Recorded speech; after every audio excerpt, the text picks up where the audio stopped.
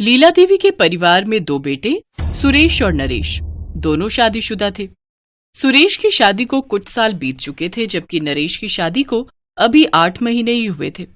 घर के सारे काम बड़ी बहू मीना ही संभालती थी, क्योंकि छोटी बहू सीमा नौकरी करती थी। माँ जी, ये देखिए, मैं आपके लिए सुंदर बनारसी साड़ी लाई हूँ। ये तो बहुत सुंदर साड़ी है बहू, पर कीमती होगी।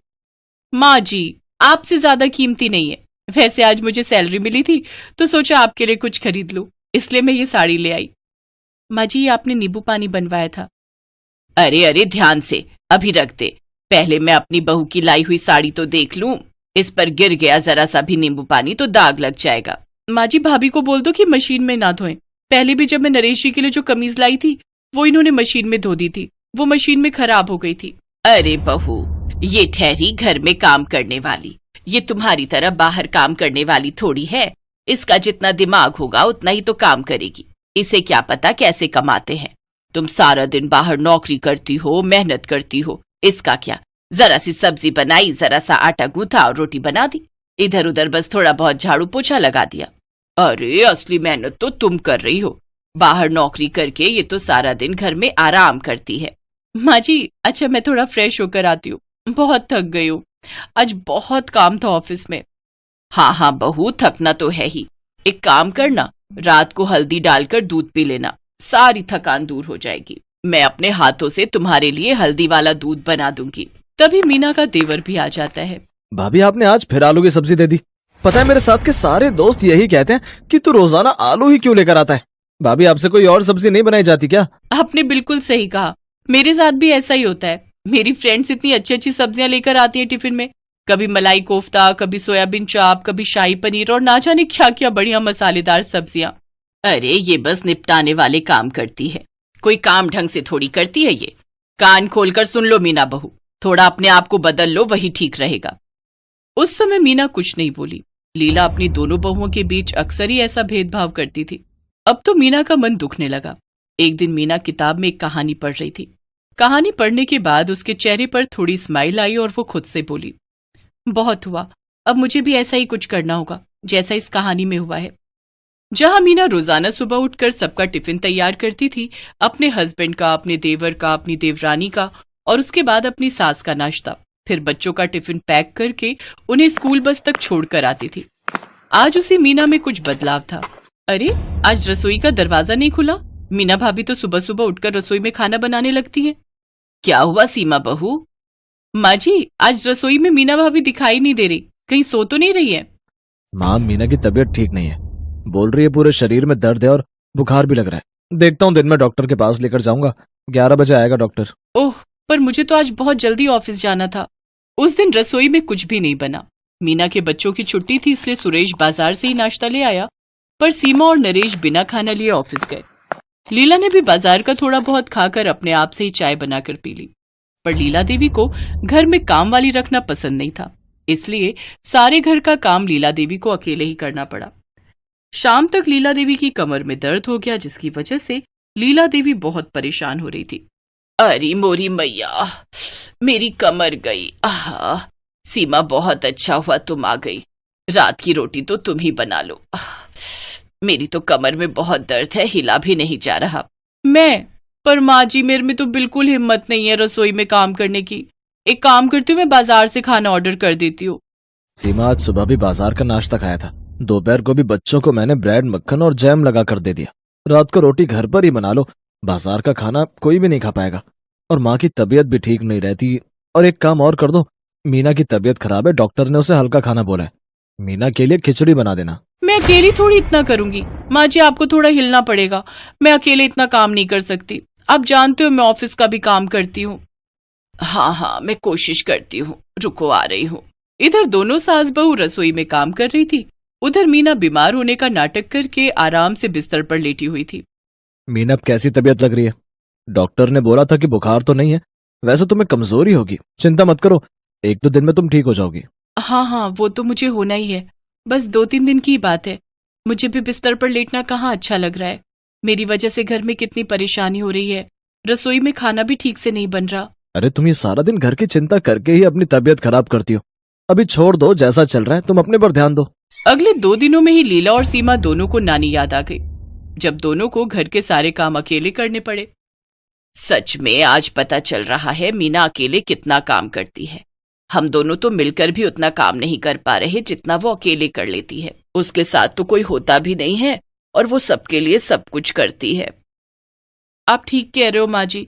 मीना भाभी रसोई में होती है तो मुझे तो कोई चिंता ही नहीं रहती, क्योंकि मुझे पता होता है वो तीनों टाइम का खाना भी संभाल लेंगी और हमें समय पर खाना भी मिल जाएगा। पर अब पिछले 3 दिनों से हम में से किसी ने भी कुछ ठीक से नहीं खाया। सीमा सही कह रही है माँ।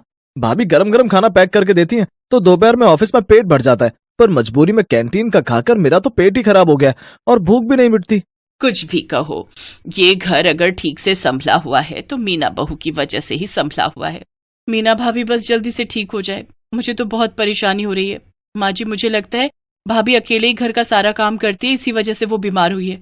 क्यों ना हम घर में सफाई बर्तन के काम के लिए कोई काम वाली रख ले, जिससे भाभी को भी सहारा मिलेगा, क्योंकि वो अकेले बहुत काम करती हैं। हाँ, तुम ठीक कह रही हो, वो अकेली कितना ही करेगी। हमारा ध्यान इस तरफ कभी गया ही नहीं। माँ जी, वो पड़ोस में जो एक काम वाली काम करती है ना, उसको बुला लेती हूँ। वो साफ सफाई और बर्तन कर जाया करेगी। ठीक है, बुला लो, बात कर लेंगे। मीना यही तो चाहती थी कि उसकी अहमियत को कोई समझे, उसकी भी सब कदर करे। घर में काम वाली रख ली जाती है ताकि मीना को आराम मिल सके। देवर जी, आपका लंच। सीमा, तुम भी अपना लंच ले जाना, मैंने पैक। थैंक यू भाभी, मैं इस लंच को बहुत मिस कर रही थी। अब आप आराम करना, वो काम वाली 10 बजे आ जाएगी और सारा काम कर जाएगी। माँ जी, आपकी कमर में दर्द था ना, लाओ मैं थोड़ी मालिश कर देती हूँ। जीती रहो बहू, हमेशा खुश रहो, मेरी अच्छी बहू। सबने मीना की अहमियत को समझा और उस दिन के बाद घर में सब कुछ ठीक हो गया। तुम्हें कितनी बार कहा है, मेरी चीजों को हाथ मत लगाया करो। अब मेरे नए वाले जूते कहाँ रख दिए, मुझे लेट हो रहा है। रुक रुक, मैं निशा से पूछती हूँ। निशा, तूने सफाई करते हुए हरीश के जूते तो कहीं नहीं रख दिए? माँ जी, जूते वहीं जूतों की अलमारी में ही रखे हैं, ये रहे, पर इनके ऊपर चप्पल रखी हुई थी। हाँ हाँ ठीक है, लाओ इधर दो। माँ, मैं काम से जा रहा हूँ, रात तक लौटूंगा। अरे, नाश्ता करता तो जाता, ये लड़का भी ना जब देखो जल्दी में रहता है। माँ जी, ये आपके लिए दलिया बना दिया था, आप खा लो, फिर आपको बीपी की दवाई भी खानी है। निशा, तेरे आने से सचमुच मुझे बड़ा आराम मिल गया। तूने काम पर लगते ही पूरा घर संभाल लिया, नहीं तो जब से शुगर और थायराइड की बीमारी ने घेरा है, मेरा शरीर कमजोर हो गया है। वैसे तू गांव में किसके साथ रहती थी? बिमला और तेरे बाबा तो काफी समय से झांसी में रह रहे हैं। गांव में मैं दादी और चाचा चाची के साथ रहती थी, पर माँ की तबीयत आपको पता है अब ठीक नहीं रहती, इसलिए मुझे शहर बुला लिया। अच्छा है ना, मुझे भी तेरा बहुत सहारा हो गया। अम्मा जी, वो जो दीवार पर आपकी फोटो लगी है, ये तो लगता है बहुत पुरानी है। और ये आपके साथ? ये फोटो तो तब की है जब हरीश 8 साल का था। मेरी ननद की शादी की है, और ये बराबर में हरीश के बाबूजी हैं। अम्मा जी, बाबूजी की बहुत याद आती होगी ना? क्या हुआ था बाबूजी को? बिटिया, याद तो उन्हें किया जाता है जिन्हें हम भूल गए हों। हरीश के बाबूजी अच्छे खासे हट्टे कट्टे थे। रात को खाना खाकर सोए, फिर सुबह उठे ही नहीं। अचानक ही छोड़कर चले गए। तब हरीश कॉलेज में पढ़ता था। अम्मा जी, ये क्या, आप रोने लगे? लगता है मैंने आपको रुला दिया। अरे नहीं बिटिया, तेरे से बात करके तो मेरी पुरानी यादें ताजा हो गई। अम्मा जी, अब तो दलिया खाए बहुत देर हो गई है, आप दवाई ले लो, तब तक मैं खाने की तैयारी करती हूँ। निशा विद्या देवी के घर काम करने वाली विमला की बेटी थी। कुछ समय से विमला बीमार थी, इसलिए उसने निशा को ही विद्या देवी के घर काम पर रखवा दिया था। निशा स्वभाव की बहुत अच्छी लड़की थी, इसलिए विद्या देवी उसे बहुत पसंद करती थी। विद्या देवी का बेटा हरीश एक कंपनी में नौकरी करता था। हरीश की गर्लफ्रेंड कंचन भी उसी के साथ ऑफिस में काम करती थी। एक दिन ऑफिस से आते हुए हरीश कंचन को अपने साथ घर ले आता है। माँ, ये कंचन है, अब मेरे साथ ऑफिस में काम करती है। इसका बहुत मन था आपसे मिले, इसलिए आज इसे अपने साथ घर ले आया। नमस्ते आंटी जी। खुश रहो बिटिया, तुम तो दिखने में बहुत ही सुंदर हो।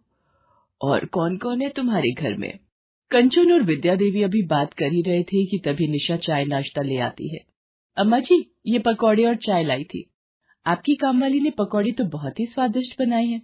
सारा काम भी करती है क्या आंटी जी? ये निशा है, बहुत अच्छी लड़की है। अभी कुछ दिन पहले ही हमारे घर आई है और आते से ही इसने सारा घर संभाल लिया। मुझे तो इसके रहने से बहुत सहारा मिल गया है। माँ, तुम तो हर किसी को एकदम से अपना मानने लगती हो। अभी कुछ दिन उसे आए हुए नहीं हुए और तुम उसके गुण गाते नहीं थक रही हो।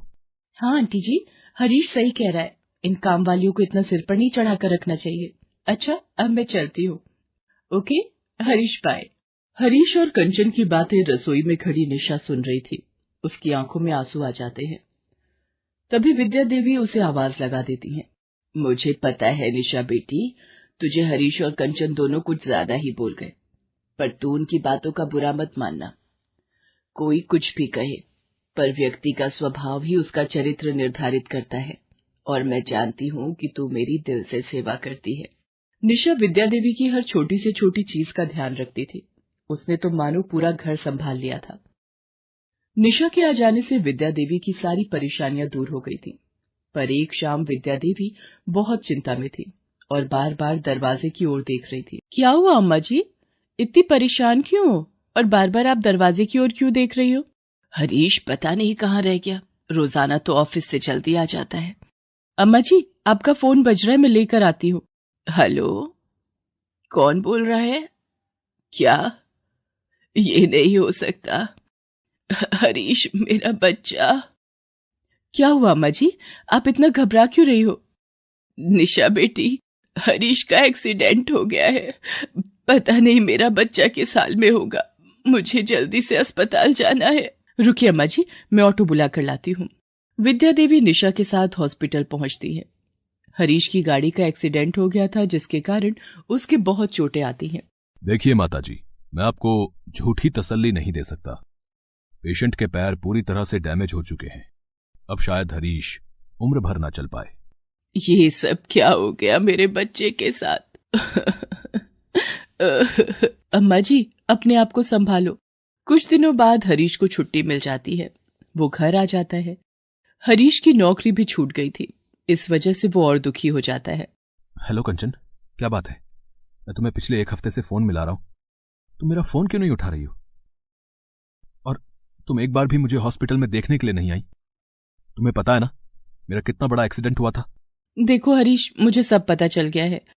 अब तुम पूरी तरह से अपाहिज हो चुके हो। तुम्हारे दोनों पैर खराब हो चुके हैं और एक अपाहिज के साथ मैं अपनी पूरी जिंदगी खराब नहीं कर सकती। वैसे भी मेरी शादी होने वाली है, इसलिए मुझे आज के बाद कॉल करने की कोशिश भी मत करना। कंचन, मैंने तुमसे सच्चा प्यार किया और इस हालत में तुम मुझे यूं छोड़कर चली गई। ये आपके लिए सब्जियों का सूप बनाया था। मुझे भूख नहीं है, ले जाओ ये सूप। आपको पानी पीना था तो मुझे बोल देते, अभी बेड से गिर जाते। मुझे किसी की हेल्प नहीं चाहिए, मैं किसी की सहानुभूति नहीं मांग रहा। हरीश बेटा, तू कंचन का गुस्सा इस बेचारी पर क्यों निकाल रहा है? निशा दे इसे सूप, मैं भी देखती हूँ ये कैसे नहीं पीता। इसी तरह निशा हरीश की देखभाल में लगी रहती।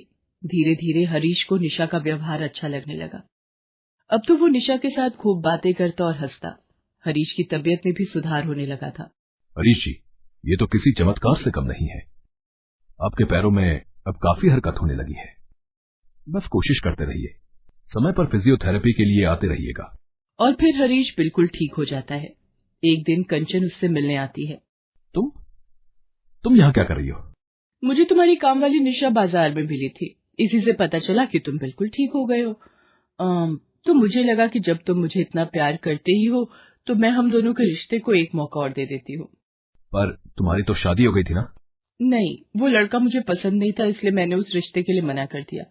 वैसे भी अब तुम ठीक हो गए हो तो हम दोनों को बहुत जल्द शादी कर लेनी चाहिए। एक काम करते, हम अगले हफ्ते ही शादी कर लेते हैं। कंचन, जरा खड़ी हो ना। ओह, गले लगकर इस खुशी को मनाना चाहते हो?